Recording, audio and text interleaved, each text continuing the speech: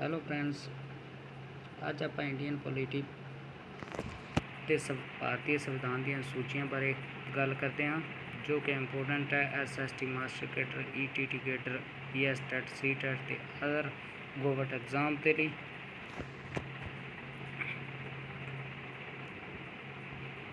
ਜਿਵੇਂ ਕਿ ਤੁਸੀਂ ਸਾਹਮਣੇ ਲਿਖ ਹੀ ਲਿਆ ਹੋਣਾ ਕਿ ਇੰਡੀਅਨ ਪੋਲੀਟੀ ਵਿੱਚ ਭਾਰਤੀ ਸੰਵਿਧਾਨ ਦੀਆਂ ਸੂਚੀਆਂ ਬਹੁਤ ਹੀ ਇੰਪੋਰਟੈਂਟ ਹਨ। ਚਲੋ ਜੀ ਸ਼ੁਰੂ ਕਰਦੇ ਹਾਂ ਅੱਜ ਦਾ ਟੌਪਿਕ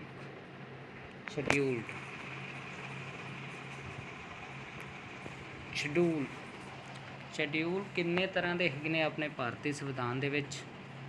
ਇਹਨਾਂ ਦੀ ਗਿਣਤੀ ਕਿੰਨੀ ਹੈ? ਇਹ ਹੈਗੀ ਹੈ ਜੀ 12 ਸੂਚੀਆਂ ਭਾਰਤੀ ਸੰਵਿਧਾਨ ਦੇ ਵਿੱਚ ਹਨ, ਜਿਨ੍ਹਾਂ ਬਾਰੇ 1 ਬਾਏ 1 ਗੱਲ ਕਰਾਂਗੇ। ਭਾਰਤੀ ਸੰਵਿਧਾਨ ਦੀਆਂ ਸੂਚੀਆਂ ਬਾਰੇ ਟੌਪਿਕ ਸਟਾਰਟ ਕਰਦੇ ਹਾਂ। ਫਸਟ ਹੈਗਾ ਸਟੇਟ ਐਂਡ ਯੂਨੀਅਨ ਟੈਰੀਟਰੀ, ਮਤਲਬ ਸਟੇਟ ਮਤਲਬ ਸੂਬੇ ਅਤੇ ਸੰਘ ਦੀ ਸਥਾਪਨਾ। ਇਸ ਵਿੱਚ ਦੱਸਿਆ ਗਿਆ ਹੈ ਜੀ, ਭਾਰਤੀ ਸੰਵਿਧਾਨ ਵਿੱਚ ਦਿੱਤਾ ਗਿਆ ਹੈ ਕਿ ਹਰੇਕ ਭਾਰਤ ਦੇ ਸਟੇਟ ਯਾਨੀ ਕਿ ਸੂਬਾ ਅਤੇ ਕੁਝ ਯੂਨੀਅਨ ਟੈਰੀਟਰੀ ਯਾਨੀ ਕੇਂਦਰ ਸ਼ਾਸਿਤ ਪ੍ਰਦੇਸ਼ ਹੋਣਗੇ। ਇਹ ਹੈਗਾ ਆਪਣੀ ਫਸਟ ਅਨੁਸੂਚੀ 'ਚ ਜੀ।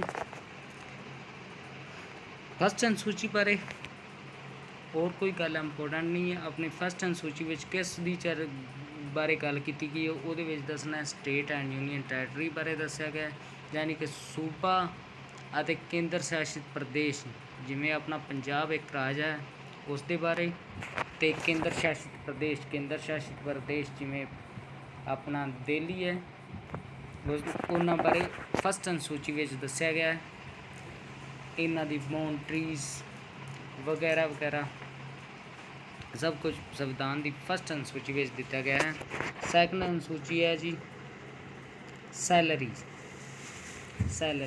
ਅਨੁਸੂਚੀ। ਸੈਕੰਡ ਅਨੁਸੂਚੀ ਵਿੱਚ ਦੱਸਿਆ ਗਿਆ ਕਿਸ ਅਹੁਦੇ 'ਤੇ ਕਿਸ ਅਧਿਕਾਰੀ ਨੂੰ ਕਿੰਨੀ ਤਨਖਾਹ ਦਿੱਤੀ ਜਾਏਗੀ। ਸੈਲਰੀ ਮਤਲਬ ਤਨਖਾਹਾਂ ਬਾਰੇ ਚਰਚਾ ਸੈਕੰਡ ਅਨੁਸੂਚੀ ਵਿੱਚ ਦਿੱਤਾ ਗਿਆ ਹੈ ਜੀ, ਇਹ ਆਪਾਂ ਨੇ ਯਾਦ ਰੱਖਣਾ ਹੈ। ਥਰਡ ਅਨੁਸੂਚੀ ਕੀ ਕਹਿੰਦੀ ਹੈ ਜੀ? ਓਥ ਐਂਡ ਅਫਰਮੇਸ਼ਨ। ਓਥ ਮਤਲਬ ਸਹੁੰ, ਅਫਰਮੇਸ਼ਨ ਮਤਲਬ ਜੋ ਸਹੁੰ ਉਸ ਆਦਮੀ ਕੋਲ ਚੁਕਾਈ ਜਾਂਦੀ ਜੋ ਰੱਬ ਨੂੰ ਮੰਨਦਾ ਹੋਵੇ। ਅਫਰਮੇਸ਼ਨ ਹੁੰਦੀ ਹੈ ਜੋ ਰੱਬ ਨੂੰ ਨਾ ਮੰਨਦਾ ਹੋਵੇ, ਨਾਸਤਿਕ ਹੋਵੇ, ਉਸ ਤੋਂ ਇੱਕ ਲਿਖਤੀ ਰੂਪ ਵਿੱਚ ਦਿੱਤਾ ਜਾਂਦਾ ਹੈ ਕਿ ਮੈਂ ਆਪਣੇ ਮਤਲਬ ਕਾਰਜ ਪੂਰੇ ਸਹੀ ਢੰਗ ਨਾਲ ਨਿਭਾਵਾਂਗਾ ਅਤੇ ਕਿਸੇ ਤਰ੍ਹਾਂ ਦੀ ਆਪਣੇ ਅਹੁਦੇ 'ਤੇ ਨਿਯੁਕਤੀ ਸਮੇਂ ਕੋਈ ਬੇਈਮਾਨੀ ਨਹੀਂ ਕਰਾਂਗਾ। ਅੱਗੇ ਹੈ ਜੀ 4th ਨੰਬਰ ਅਨੁਸੂਚੀ ਸੀਟਸ ਆਫ ਰਾਜ ਸਭਾ। ਚੌਥੀ ਅਨੁਸੂਚੀ ਵਿੱਚ ਦਿੱਤਾ ਗਿਆ ਵੀ ਰਾਜ ਸਭਾ ਦੀਆਂ ਸੀਟਾਂ ਬਾਰੇ ਚਰਚਾ ਕੀਤੀ ਗਈ ਹੈ ਜੀ 4th ਅਨੁਸੂਚੀ ਵਿੱਚ। ਅੱਗੇ ਚੱਲਦੇ ਹਾਂ ਜੀ 5th ਅਨੁਸੂਚੀ ਵੱਲ। 5th ਅਨੁਸੂਚੀ ਵਿੱਚ ਕੀ ਦੱਸਿਆ ਗਿਆ ਜੀ? SC ਤੇ ST ਦੇ ਸਪੈਸ਼ਲ ਕੰਮ ਕਰੇਗੀ ਸਰਕਾਰ, SC ਵਾਸਤੇ ਐਂਡ ST ਵਾਸਤੇ।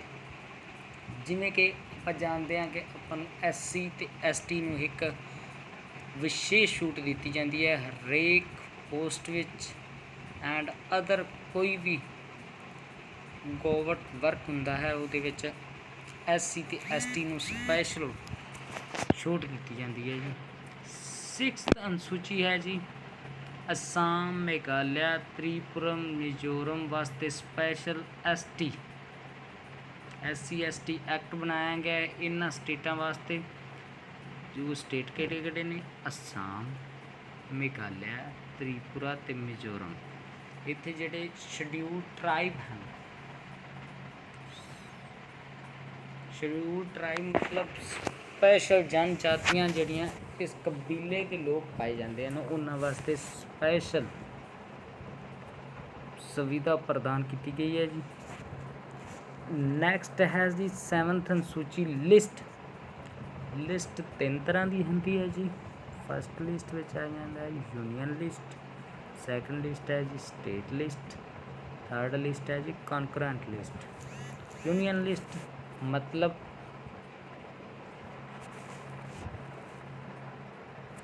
स्टेट लिस्ट मतलब हो गया अपने सूबे की लिस्ट। यूनियन लिस्ट मतलब केंद्र सरकार के काम जिमें रेलवे, पोस्ट ऑफिस ते बैंकिंग जो वर्क होंदा है ये होंदा स्टेट लेवल का, सॉरी यूनियन लेवल का, मतलब केंद्र सरकार इन्हां ते काम कर सकती है। अगे है जी स्टेट लिस्ट। स्टेट लिस्ट विच आ जाता है जिवें रोडवेज, पंजाब रोडवेज, ये आप इन्होंने ये नहीं कह सकते भारतीय रोडवेज, भारतीय रेलवे कह सकते हैं आप। वो यूनीयन लिस्ट विच आ जाती है, यानी कि केंद्रीय सरकार के अंडर आ जाती है। अगे आ जी कॉन्करेंट लिस्ट मतलब समवर्ती सूची। ये एजुकेशन आ गया जी। एजुकेशन मतलब दोनों मिल के काम करदियां ने, जिमें यूनीयन ते स्टेट दोनों मिल के जिहदे ते काम करन वो कॉन्करेंट लिस्ट है जी। जिमें एजुकेशन सूबे सरकार भी वर्क करती है तो केंद्र सरकार भी वर्क करती है। आपां इन्हां दे विषयां बारे जानकारी लेने हैं जी। यूनीयन लिस्ट पहला इहदे 97 विषय सी ते अजकल इहदे 100। हुण जिहड़ा है यूनीयन लिस्ट 100 विषयों पर वर्क करती पई है जी। अगे आ गया जी स्टेट लिस्ट। स्टेट लिस्ट जिहड़ी है पहले 66 ते वर्क करती सी, हुण ये करती है 61 विषयों पर वर्क। अगे आ गया जी कॉन्करेंट लिस्ट। कॉन्करेंट लिस्ट 47 विषयों पर काम करती सी, पर वर्तमान समय ये 52 विषयों पर काम करती है। अगे आप 8वीं अनुसूची पर चलते हैं जी। 8वीं अनुसूची में दिता है लैंग्वेज बारे, भाषावां बारे चर्चा की गई है। फस्ट टाइम अपने को जदों संविधान बनाया गया सी उस टाइम 14 भाषावां नूं मानता दी गई सी, ते इस टाइम अपने को 22 भाषावां नूं मानता दी गई सरकार द्वारा, ते 8 भाषावां जोड़ियां गईयां सी। जिहड़ियां पहले 14 भाषावां सन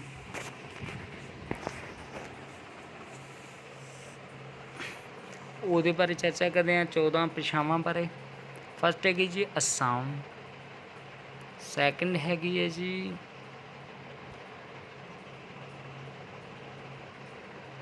Bengali, third Gujarati, fourth Hindi, fifth Kannada, six Kashmiri, seventh Malayalam, 8th Marathi, 9th Oriya, 10th Punjabi, 11th Sanskrit, 12th Tamil, 13th Telugu और 14th उर्दू। ये 14 भाषावां नूं मानता दी गई सी। इहदे च जिहड़ियां होर भाषावां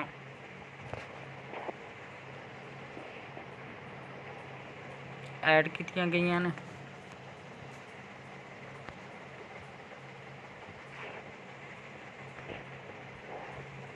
जी 15वीं भाषा सी वो सिंधी।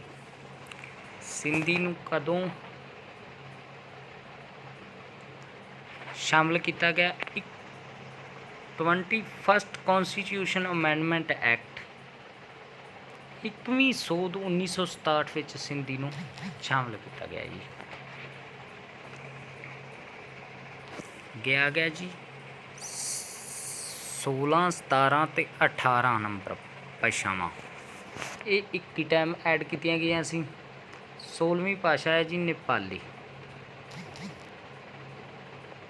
17वीं भाषा मणिपुरी ते 18वीं है कोकनी। 71ਵੀਂ ਸੋਧ 1992 ਵਿੱਚ ਸੰਵਿਧਾਨ ਵਿੱਚ ਸ਼ਾਮਲ ਕੀਤੀਆਂ ਗਈਆਂ ਨੇ। ਅੱਗੇ ਆ ਗਈ ਜੀ 19, 20, 21 ਅਤੇ 22 ਮੈਥਾਲੀ, ਸੰਥਾਲੀ, ਬੋਦੋ ਅਤੇ ਡੋਗਰੀ। ਇਹ ਜਿਹੜੀ 92 ਸੋਧ 2003 ਵਿੱਚ ਅਡੈਪਟ ਕੀਤੀਆਂ ਗਈਆਂ ਨੇ। ਆਪਾਂ ਹੁਣ ਇਹਦਾ ਨਾਂ ਕਿਵੇਂ ਯਾਦ ਰੱਖਣੇ ਜੀ? 16ਵੀਂ, 17ਵੀਂ ਅਤੇ 18ਵੀਂ ਨੂੰ ਨਮਕ ਨਾਲ ਯਾਦ ਰੱਖ ਸਕਦੇ ਹਾਂ। ਨਮਕ ਨੇਪਾਲੀ, ਮਨੀਪੁਰੀ ਅਤੇ ਕੋਕਣੀ। ਅੱਗੇ ਆ ਗਿਆ ਜੀ 19, 20, 21, 22 SDMP ਸੰਥਾਲੀ, ਡੋਗਰੀ। M ਦੇ ਮਤਲਬ ਮੈਥਾਲੀ ਅਤੇ B ਦਾ ਮਤਲਬ ਬੋਦੋ। ਇਹ ਆਪਾਂ ਛੋਟੀ ਜਿਹੀ ਟ੍ਰਿਕ ਨਾਲ ਯਾਦ ਰੱਖ ਸਕਦੇ ਹਾਂ। ਅੱਗੇ ਆ ਗਿਆ ਜੀ 9th ਨੰਬਰ ਅਨੁਸੂਚੀ ਕੀ ਕਹਿੰਦੀ ਹੈ? ਇਹਦੇ 'ਚ ਹੈਗਾ ਜੀ ਲੈਂਡ ਰਿਫੋਰਮ ਬਾਰੇ ਚਰਚਾ ਕੀਤੀ ਗਈ ਹੈ ਜੀ। Land reform first amendment act 1951।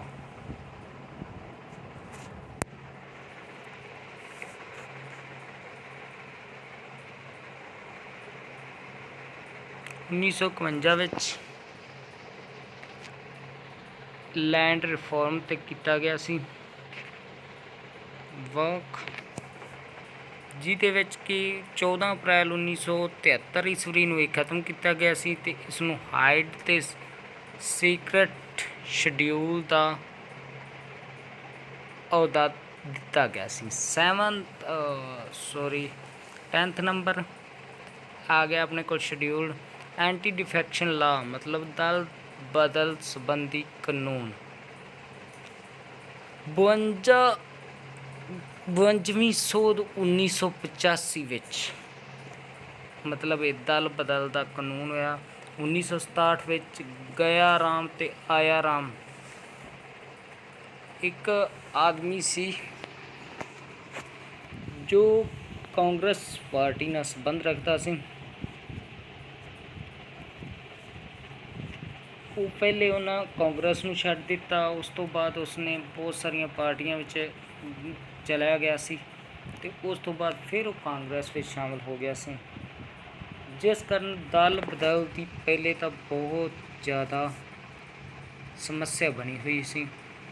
ਇਸ ਤੋਂ ਬਾਅਦ ਉਹਨਾਂ ਨੇ ਐਕਟ ਬਣਾ ਦਿੱਤਾ 52ਵੀਂ ਸੋਧ 1985 'ਚ ਕਿ ਜੋ ਆਦਮੀ ਆਪਣਾ ਦਲ ਛੱਡੇਗਾ ਉਸ ਨੂੰ ਆਪਣੀ ਅਹੁਦਾ ਵੀ ਉਸੇ ਟਾਈਮ ਛੱਡਣਾ ਪਵੇਗਾ।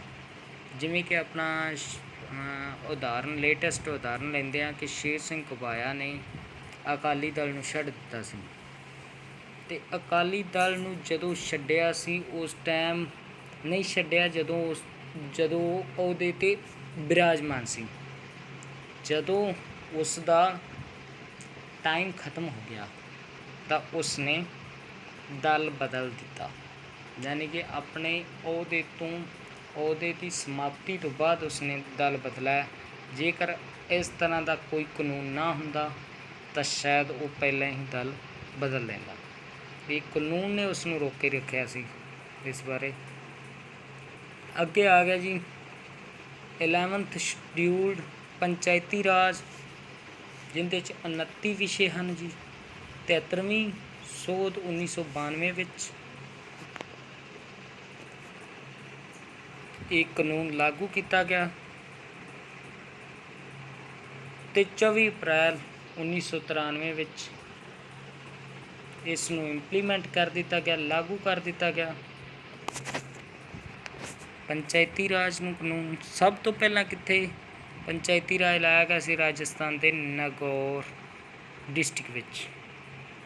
ਅੱਗੇ ਆ ਜੀ ਲਾਸਟ ਅਨੁਸੂਚੀ 12ਵੀਂ ਅਨੁਸੂਚੀ ਨਗਰ ਪੰਚਾਇਤ 74th ਕੌਂਸਟੀਟਿਊਸ਼ਨ ਅਮੈਂਡਮੈਂਟ ਐਕਟ 1992। ਇਹਦੇ 18 ਵਿਸ਼ਿਆਂ 'ਤੇ ਕੰਮ ਸਰਕਾਰ ਕਰਦੀ ਹੈ ਜੀ, ਜੋ ਕਿ ਨਗਰ ਪੰਚਾਇਤ ਅਤੇ ਪੰਚਾਇਤੀ ਰਾਜ 29 ਵਿਸ਼ਿਆਂ 'ਤੇ ਤੇ ਨਗਰ ਪੰਚਾਇਤ 18 ਵਿਸ਼ਿਆਂ 'ਤੇ ਕੰਮ ਕਰਦੀ ਹੈ। ਉਹ 73ਵੀਂ ਸੋਧ 1992 ਇਹ 74ਵੀਂ ਸੋਧ 1992 ਵਿੱਚ ਦੁਬਾਰਾ ਜੋੜੀ ਗਈ ਸੀ ਅਨੁਸੂਚੀ। ਇਸ ਤਰ੍ਹਾਂ ਅੱਜ ਦੇ ਟੌਪਿਕ 'ਚ ਬਸ ਇੰਨਾ ਹੀ। ਲਾਸਟ 'ਚ ਤੁਹਾਨੂੰ ਗੁਜ਼ਾਰਿਸ਼ ਕਰਾਂਗੇ ਸਾਡੇ ਚੈਨਲ ਨੂੰ ਸਬਸਕ੍ਰਾਈਬ ਕਰੋ, ਬੈਲ ਆਈਕਨ ਦਬਾਓ, ਲਾਈਕ ਕਰੋ, ਸ਼ੇਅਰ ਕਰੋ ਅਤੇ ਕਮੈਂਟ ਕਰਕੇ ਜ਼ਰੂਰ ਦੱਸਿਓ ਕਿ ਸਾਡੀ ਵੀਡੀਓ ਕਿਸ ਤਰ੍ਹਾਂ ਦੀ ਲੱਗੀ। So thank you.